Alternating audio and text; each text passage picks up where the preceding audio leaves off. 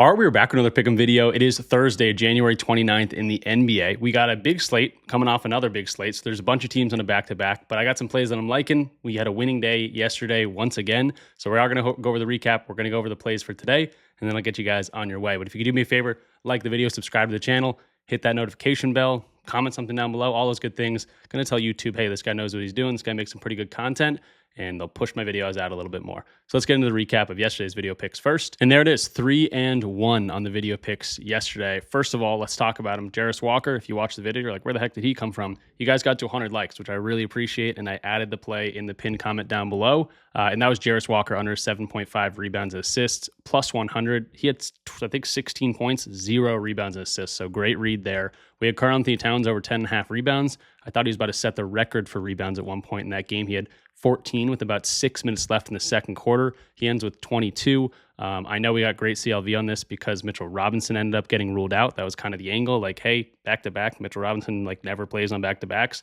And he's coming off a 27-point game he played, or 27-minute game that he just played. So, we had a great call there again. Anthony Simons under his 15.5 points. He had 8 points in the first 5 seconds on the floor that he played. But he cooled down. The Celtics pretty much get crushed by Atlanta. They were up that entire game. They made it a little bit closer at the end, but no one can get shots to go. And Anthony Simons, again, started cooking very early, 8 points in that first quarter. And then he didn't do much after that, ended with 12 points once again. And then Ayo Dosunmu was our loss here. He had 19 points and missed his first 3 threes and then just didn't shoot any more after that. Got to the rim, which the Pacers defensively are pretty weak at. They don't allow a ton of threes, but usually Ayo doesn't need too many threes to get there. And he, again, only shot 3. So the one loss, the dude scored pretty well. Just wasn't putting the threes in the basket. But we'll take the winning day. Again, 1.79 units.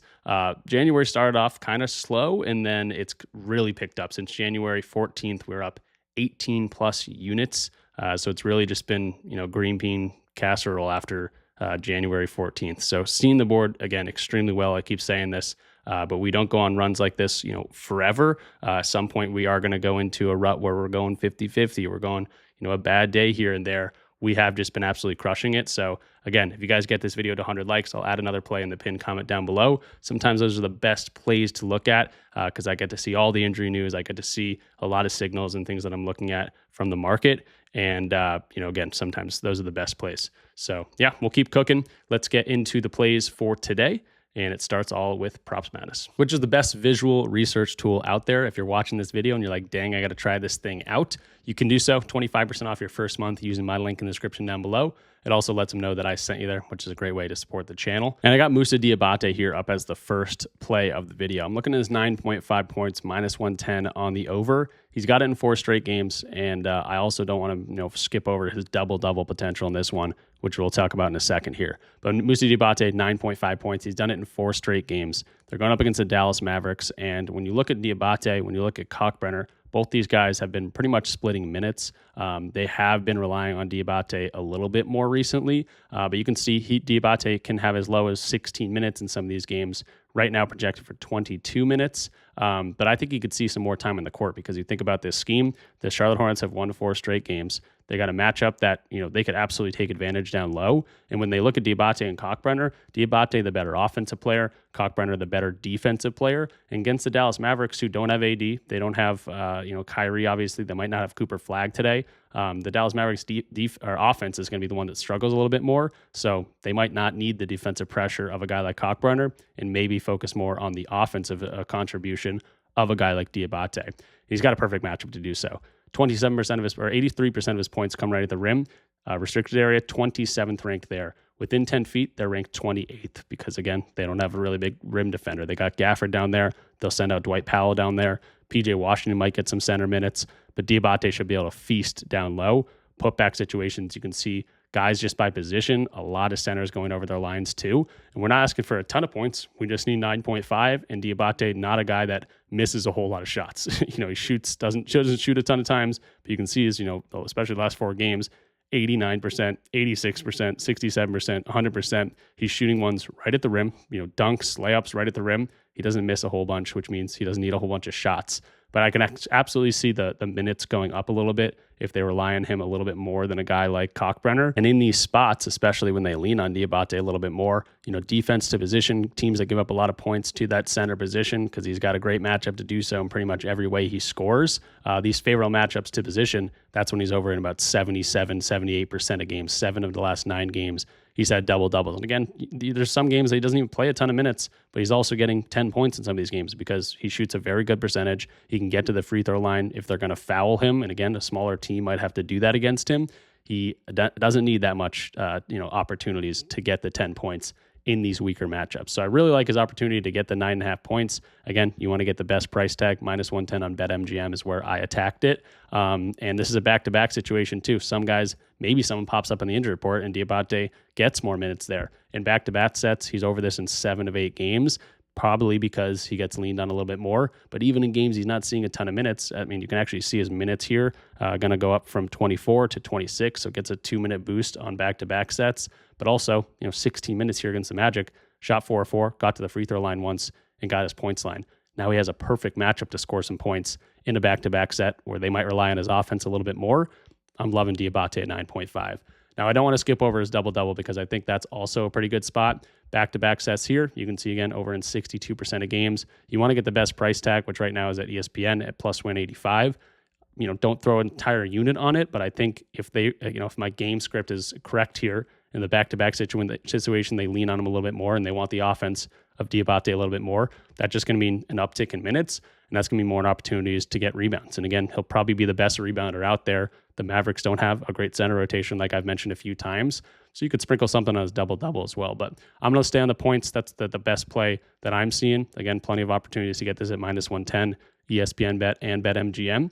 And that's the best hit rate line. So if you want one that's looking like a better hit rate, go to the points. If you want to get some plus money down, +185 for a double-double for this guy looks pretty good to me. Jumping into play number 2, I'm looking at Kelly Oubre's under rebounds here, +105 on the under. Now, maybe I'm missing something that's making this +105 on the under, but they're going up against the Sacramento Kings who have been starting Sabonis. They'll probably start Precious Achiuwa, 2 good rebounders, and Embiid and Paul George are both going to be probable in this game. This is also a 12.5 spread, meaning there potentially be some blowout potential here. And obviously the Kings give up a decent amount of rebounds, but with Sabonis in the lineup, they don't give up as much as rebounds. If you want to look at those stats too, the last 5 games, they're ranked 18th. So they definitely get a little bit better here with Sabonis in the lineup. So we got the Kings, battle of the bigs down low. A lot of guys can get some rebounds in this game. And you can see the last few games, players in his position not getting a whole bunch of rebounds. At OG Anunoby, 2. Tobias Harris, 2.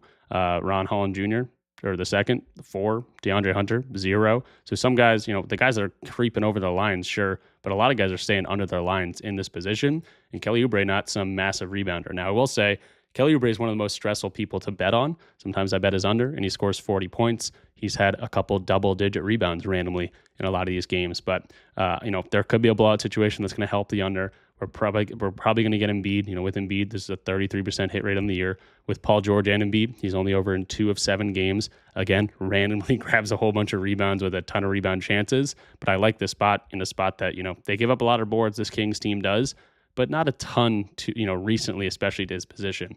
Neither of these teams are on a back-to-back either, so we don't have to worry about, bad legs for the Kings or something, and they're missing a whole bunch of shots.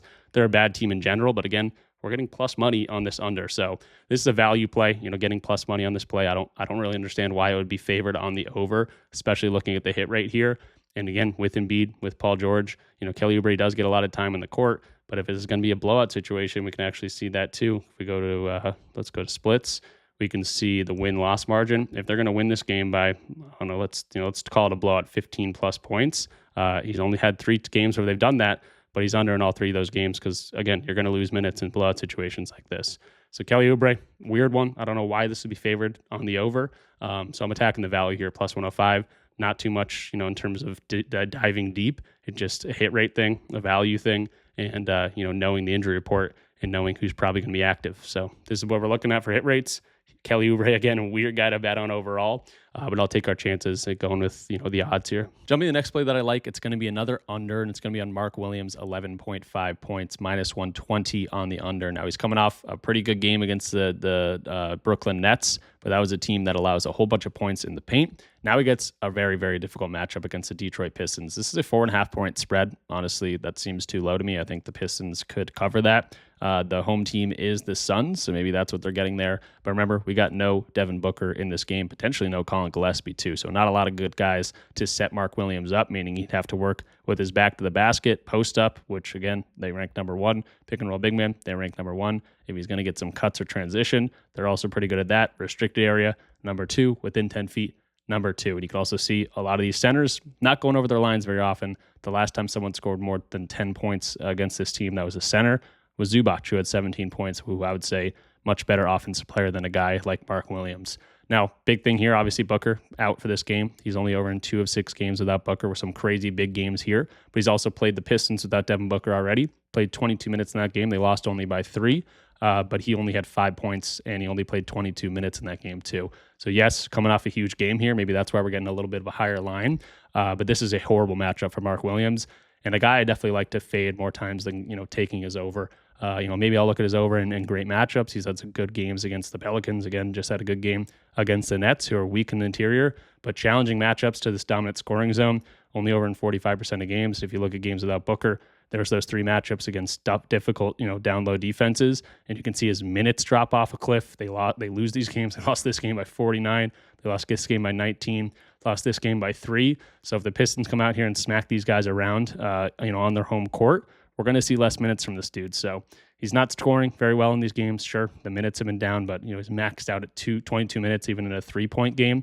And I just hate this scoring potential for him. Again, challenging defensive scoring zone. The hit rate on this, especially recently, has not been too great. They run Oso Ighodaro a little bit more than him sometimes in these games. You can see his minutes also in these hard matchups. They drop off a little bit, especially recently. If you look at the last 10 games, only averaging around 21 minutes per game. Liking this under on Mark Williams. He's a good guy to fade because you can't really trust him a whole bunch. His minutes have been down recently, and Devin Booker's out. So we got great, data here to track this. Mark Williams, 11.5 just seems a little bit too high, and I think we're getting that price tag because of the big game against a weak down low defense. Now you get the number 1 defense in the league down low. Next guy I'm fading today is going to be Jaylen Williams for the Oklahoma City Thunder. Now, this hit rate obviously looks pretty dang good on the under. He's actually gone over the one game he played this team. He had 16 points, rebounds, assists, and this one's also juiced. So I'm actually going to a decent amount of juiced plays, minus 120, minus 130 plays.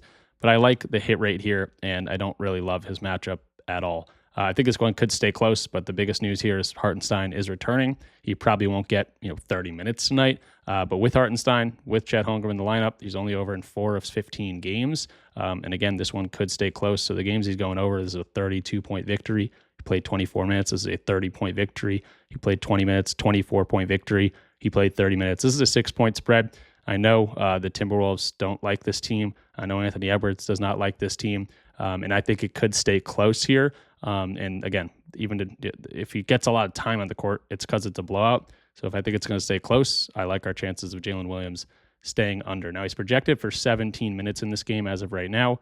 If we go to their team, again, got some guys returning, especially big guys. Jaylen Williams does slide into that bigger center power forward role and projected for 17 minutes with potential to get more in blowout situations. But if he's not going to get more than 20 minutes, the hit rate in this turns into 2 of 19 games. If we want to get rid of his bottom half, 12 to 20 minutes, he turns into a 2 of 16, 12% hit rate. And the games he's going over, he's just creeping over. And he did just creep over against the Timberwolves recently. Maybe that's what the line they're putting up there. They said, hey, they won that game by 8. He played 12 minutes and he racked up some points and assists and rebounds in a hurry. But again, I don't like the spot for him. He shot 2 of 4. He had 9 points in that game. The spot up situations here, they rank number 1. They rank number 6th, 7th in the 62% of his above the break threes. And even just in difficult spots for this, just taking the entire season, not taking into account minutes or anything, he's only over in 3 of 13 games in these challenging defensive player type spots, which is the spot up situation. So it's a juiced play, minus 130. But I like our chances on the under here with Isaiah Hartenstein coming back. We'll see how many minutes he does play. Maybe Jaylen Williams plays more minutes than I expect, but I don't think they're going to run this guy out with their two centers back in the lineup. And I don't really like his matchup particularly. So if he shoots really well, if he shoots 2 of 4 from 3 or whatever it is, gets to the free throw line, then maybe he goes over here. But I'm not liking what I'm seeing on this hit rate, and I'll take the juice on a hit rate like this. So I got a lot of unders on the card today, but if you want to get to some overs, I do have some leans, and one of them is going to be Ryan Rollins. The hit rate on this looks horrible, but I'm actually looking at the over points and assists for Ryan Rollins. The main thing here is he's got a great matchup. He's got the Washington Wizards, who are weak against everything. I think he could dish up some assists. I also think his scoring is absolutely there. And again, we've talked about this guy. Without Giannis, without KPJ, he turns into the main usage guy. You can actually see for his stats. Let's go to stats. Usage jumps up to almost a 28% usage rate without KPJ and Giannis in the lineup, and that's what we're seeing today. And you got the most, the cushiest matchup here that you could ask for in terms of scoring, in terms of getting some assists. So I like Ryan Rollins. I would like to see, a lot of this is early in the season, October, November without Giannis and KPJ. But even, recently, January 27th, KPJ or these guys are both been out, and Ryan Rollins got a whole bunch of time. He had 17 shots in that game. The usage rate was only 20%, so I'd like to see a little bit higher. But he's a good option if you want to attack an over. Another guy in the same game I was looking at was going to be Kaishan George for some rebounds. He's been rebounding really well recently. Potentially no Alex Sarr. We're already going to get no Marvin Bagley in this game as well. And we got no Vukovic, or whatever the other center's name is on this lineup. So Kaishan George might turn into the best rebounder on this team. And this is two bad teams going up against each other. Obviously, the Bucks have no Giannis. So Kaishan George might be the best rebounder on the Washington Wizards, especially if Sarr doesn't play. It's a 6.5 point or 6.5 rebound line. You can get some plus money on it, plus 105, plus 104 pretty easily. So he was another guy I was looking at. And then the last guy I was looking at was Chet Holmgren. So we already talked about the Thunder a little bit, but 8.5 rebounds, plus 100. He's been gobbling up a lot of rebounds, probably because Isaiah Hartenstein hasn't been around. Hartenstein is returning today, probably will only get around 20 minutes or so, which could mean some more minutes, a little bit more minutes for a guy like Chet Holmgren. And his minutes have been up. That's probably also another part of the good hit rate here. But it's only in for a reason. With Hartenstein, he's only over in 45% of games. He's played this team twice with Hartenstein already this season. He did go over in one game. He went under in the other game. But they're 6-point favorites here. I think it could stay close. Minnesota is at home too, so that's going to bode well for us staying close in Minnesota, keeping this thing close. But again, it's a lean for a reason, but I think he could get more minutes. I guess going back to that head-to-head, he only played 25 and 29 minutes in those games. Was kind of dealing with foul trouble, I guess, three fouls in both those games. But we've seen Holmgren get 30-plus minutes in a lot of these most recent games. So if he's going to get 30-plus minutes going against this same team, Hartenstein's going to be a little bit more limited. Something I wanted to look at. I haven't fully got there just yet, which is, again, why it's a lean. But plus 100 on this line seems pretty dang good. So that'll do it for this one. No time for the breakdown of the full slate and the projected minutes and everything like that. I apologize just because I'm kind of running out of time here to get this thing out. But I will show you the teams on a back-to-back, so you can keep that in mind. Atlanta Hawks are on a back-to-back. It's a lot of teams. Atlanta Hawks, Charlotte Hornets are on a back-to-back. Chicago Bulls are on a back-to-back. Dallas Mavericks are on a back-to-back. Houston Rockets. Then we got the Timberwolves. We got the Heat also on a back-to-back. And I think that is it. So there's like 6 teams on a back-to-back today. So just keep that in mind. Definitely some injury reports that could come out later where guys are, go through shoot-around and they got a sore ankle or whatever it might be. And then they end up, getting taken out of the game. So just keep that in mind for when you're going over the slate. But this is what I got down so far. A couple juice plays here down at the bottom, but I just really like the plays. I don't mind paying the juice on those ones. But Moussa Diabate over 9.5 points, minus 110. I got 0.8 units on that play, and I'm also sprinkling 0.2 units on his double-double at plus 185. I got Kelly Oubre under his 4.5 rebounds. I really don't understand why this is a plus money play on the under. Seems like he hits the under a lot more times, but a very, very hard guy to bet on. He can crush his rebounds line, he can crush his points line, and then he can have these duds or not get there. So maybe that's why. Mark Williams under his 11.5 points. I hate his matchup. I hate his recent form.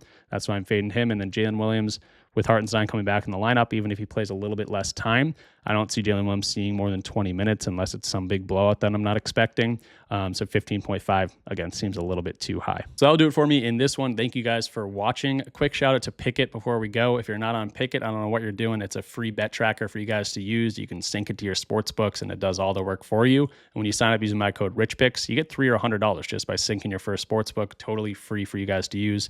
Check out Pickett for sure. And then smash the like button, comment something down below. I really appreciate everyone that watches these and does that for me. And if this gets to 100 likes, I'll go ahead and add that pinned comment play like I did yesterday with Jarris Walker, which we smacked under 7.5 rebounds, assists. He had a goose egg. So seeing the board extremely well. I keep saying it, and I'm going to keep saying it as we keep having these winning days. I don't know how many winning days we've had over the last 15. I think it's been like 12 of the last 15 days have been winning days. A lot of our wins are crushing their lines too, which is great to see. And a lot of our losses are, variance or guys not shooting very well, or they're very, very close. So even in the losses, we've been pretty dang close. Seeing the board really, really well. And going to try to continue to get you guys winners out here. So that'll do it. Thank you guys for watching. Smash the like button, get the notification bell on, subscribe if you are new, all those good things. I'll see you in the next one. Good luck with all your plays. Peace out.